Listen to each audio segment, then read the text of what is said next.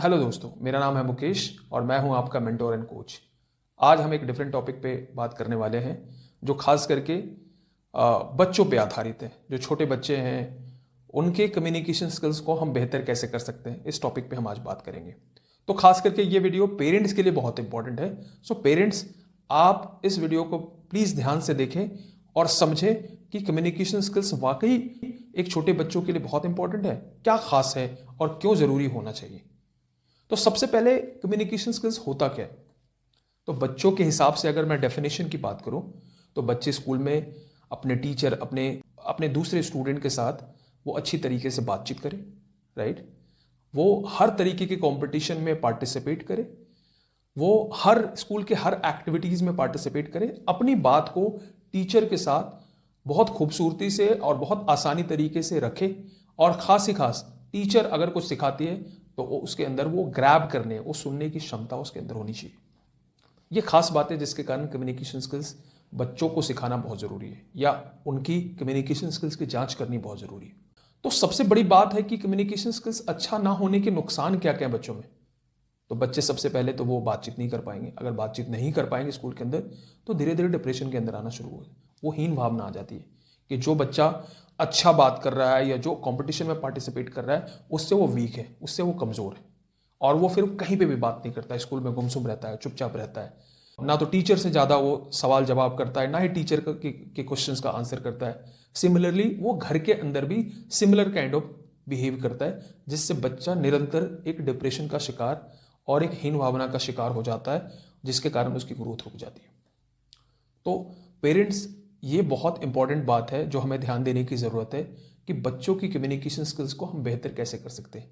और ये खास करके पेरेंट्स की जिम्मेदारी, बिकॉज स्कूल में बच्चा बहुत कम टाइम तक होता है। वो बच्चा खासकर ज़्यादातर घर के अंदर या पेरेंट्स के साथ या मदर फादर के साथ होता है। तो मदर की खास करके, क्योंकि मदर्स ज़्यादातर बच्चों के साथ होती है, तो मदर के लिए खास करके ये वीडियो बहुत इंपॉर्टेंट है। वो कृपया देखें और समझें कि बच्चों का बेहतर विकास के लिए, बच्चों की डेवलपमेंट के लिए उसका कम्युनिकेशन स्किल्स ठीक होना बहुत ज़रूरी है। तो सबसे पहले आप बच्चों से बात करें, पहला टॉपिक है। बच्चों से बात करें, दिन की एक्टिविटीज़ के बारे में बात करें, उसके कॉन्फिडेंस को बढ़ाएं। जब वो बात कर रहा है तो सपोर्ट करें, आप उसको हेल्प करें। अगर वो नरेट नहीं कर पा रहा है स्टोरी को तो आप उसको हेल्प करें। कहीं अगर वर्ड उसको नहीं मिल रहा है तो आप उसको शब्द दें। वो धीरे धीरे ये प्रैक्टिस अगर आप उसके साथ जारी रखेंगे तो आप देखेंगे कि बच्चा आपके साथ इस खास करके की कहानी को नरेट करने के लिए एकदम कैपेबल हो जाएगा। दूसरी खास बात यह है कि आप अपने बच्चों की सुने, या आपका बच्चा है उसकी बात को ध्यान से सुने। वो अगर कुछ कह रहा है तो सबसे पहले आप अपनी लिसनिंग स्किल्स पे ध्यान दें, थोड़ी पेशेंस रखें और बच्चे की पूरी बात होने तक उसको इंटरप्ट ना करें। उसको ये फील ना कराए कि उसकी पूरी बात खत्म होने से पहले आप उसकी बात को समझ चुके हो। आप पेशेंस रखें और बच्चे की बात पूरी होने दें। पूरी होने के बाद उसकी बात को आप रिपीट करें कि आप ऐसा कहना चाहते हैं, और फिर आप उनके क्वेश्चन का या जो भी वो कंसर्न है उसका जवाब दें। ये दो खास चीज़ें बहुत इंपॉर्टेंट है जो आपको ध्यान देना है। तीसरी सबसे इंपॉर्टेंट बात यह है कि बच्चे की रीडिंग और राइटिंग स्किल्स पर्सनली आप ध्यान दें, बिकॉज स्कूल में टीचर इतना ध्यान दे नहीं पाते, इतना फोकस नहीं कर पाते, उनके पास बच्चे बहुत ज़्यादा होते हैं। तो आपको खास करके ध्यान देना है कि बच्चे की रीडिंग स्किल्स और राइटिंग स्किल्स कैसी है। उसके दो फायदे हैं। रीडिंग स्किल्स से वो, उसके पास वोकैबुलरी आएगी, वो ज़्यादा से ज़्यादा शब्द आएंगे। जब ज़्यादा शब्द आएंगे तो डेफिनेटली वो ज़्यादा शब्दों का इस्तेमाल करके अपनी कम्युनिकेशन को बेहतर तरीके से कर पाएगा। दूसरी खास बात राइटिंग स्किल्स। राइटिंग स्किल्स करते समय बच्चा रिपीट करता है अपनी बातों को, वो बार बार रिपीट करता है, वर्ड्स को रिपीट करता है, जिससे उसके सबकॉन्शियस माइंड के अंदर वो शब्द ऑलरेडी जमा हो जाते हैं, और जब वो बोलना चाहता है तो शब्द इस्तेमाल होते हैं। और बच्चों की जो रेगुलर एक्टिविटीज़ हैं, उन रेगुलर एक्टिविटीज़ में अपने कम्युनिकेशन स्किल्स को कितना बेहतर तरीके से इस्तेमाल करता है, ये भी ध्यान रखने की ज़रूरत है। तो बच्चों की नॉलेज कम होने के कारण या बच्चों की कम पार्टिसिपेशन होने के कारण उसका कॉन्फिडेंस उस लेवल पे बूस्ट नहीं हो पाता जिस लेवल पे उसको होना चाहिए। बच्चों को हर दिन एक नई कहानी सिखाएं, चाहे वो हिंदी में हो चाहे इंग्लिश में हो, और वो कहानी ड्रामेटिक वे में हो। जब अगर आप कोई कहानी एक्सप्लेन कर रहे हैं तो आप ड्रामेटिक विजुलाइज करके आप उसको बताने की कोशिश करें, ताकि वो बहुत आसानी से और बहुत अच्छी तरीके से उस कहानी को विजुलाइज करे। और वो ड्रामेटिक वे में जब आप शब्दों का इस्तेमाल करेंगे तो उसके सबकॉन्शियस माइंड में वो शब्द बहुत आसानी से जमा हो जाएंगे। बच्चों को थोड़ा लाउड चीज़ें समझ में आती है, आप खास करके उसको पेंटिंग जो देख के बहुत अच्छी तरीके से समझ पाता है, तो कम्युनिकेशन से रिलेटेड पेंटिंग आप बच्चों को सिखाएं।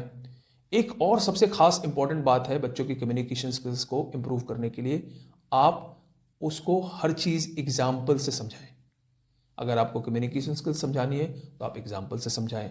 बच्चे उस कैरेक्टरिस्टिक्स से इंस्पायर होते हैं और फिर उसको कॉपी करने की कोशिश करते हैं। बच्चों के खास करके जो नॉन वर्बल एलिमेंट होते हैं वो काफ़ी एक्सप्रेसिव होते हैं, चाहे उनका बॉडी लैंग्वेज हो, चाहे बात करने का तरीका हो, चाहे उनके आई कॉन्टैक्ट हो, चाहे उनका फेस बनाने का तरीका हो, ये काफ़ी एक्सप्रेसिव होते हैं। तो आप उनके नॉन वर्बल जेस्चर्स को आप नोटिस करें और अप्रिशिएट करें। आप बताएं कि ये एक्सप्रेशन अच्छा था, ये जो बात करने का तरीका अच्छा था, ये हैंड मूवमेंट अच्छा था, ये जिस तरीके से उसने शब्दों का इस्तेमाल किया, जितना एक्सप्रेशन दिखाया वो बहुत अच्छा था, ये चीज़ें थोड़ी अच्छी करनी है, इसको ऐसे करना है। तो आप अगर उनके नॉन वर्बल जेस्चर्स को आइडेंटिफाई करते हैं और उनको समझाते हैं कि ये खास करके ये ज़्यादातर आपके नॉन वर्बल एक्सप्रेशंस जो हैं बहुत अच्छे हैं और ये कुछ ऐसी नॉन वर्बल एक्सप्रेशंस हैं, उसको ठीक करना है। दूसरी बार जब आप रीडिंग कर रहे हैं तो बच्चे को भी कहें कि वो साथ में आपकी रीडिंग करें। ये भी एक खास बात है जिससे बच्चों का कॉन्फिडेंस बढ़ता है और वो धीरे धीरे वो आपके कम्युनिकेशन के साथ मैच करने की कोशिश करता है। आप जिस तरीके से उस कहानी को नरेट कर रहे हैं उसी तरीके से उस कहानी को नरेट करने की कोशिश करता है। अगर आप अपने बच्चे का कम्युनिकेशन स्किल्स बेहतर चाहते हैं तो आप किसी भी टॉपिक पे आप उनके ओपिनियन जानने की कोशिश करें। आप पूछें what do you think, what do you say, what is your opinion on this. So अपने बच्चे से उसका ओपिनियन जाने किसी भी टॉपिक पे, किसी भी मुद्दे पे, या घर पे किसी तरीके की एक्टिविटीज़ हो रही है या किसी तरीके की चीज़ें हो रही है, तो बच्चों का उस पर्टिकुलर चीज़ों पर कितना नॉलेज है या क्या ओपिनियन रखता है, जिससे उसको लगता है कि उसकी वैल्यू की जा रही है और वो नेक्स्ट टाइम आपसे ज़्यादा कॉन्फिडेंटली उन पर्टिकुलर चीज़ पे बातचीत करेगा। सो वो बच्चा अगर अपनी फीलिंग, अपनी ओपिनियन, अपने नॉलेज को शेयर करना अच्छी तरीके से सीख जाता है, तो यही कम्युनिकेशन है। सो दोस्तों, इस वीडियो में इतना ही। मैं फिर आपसे मिलूंगा एक नई वीडियो के साथ, और कृपया मेरे चैनल को सब्सक्राइब करें, लाइक करें, ताकि इस तरीके की सिंपल वीडियोस मैं आप तक लाता रहूं, आपको नई नई जानकारी से मैं अवगत कराता रहूं। धन्यवाद दोस्तों।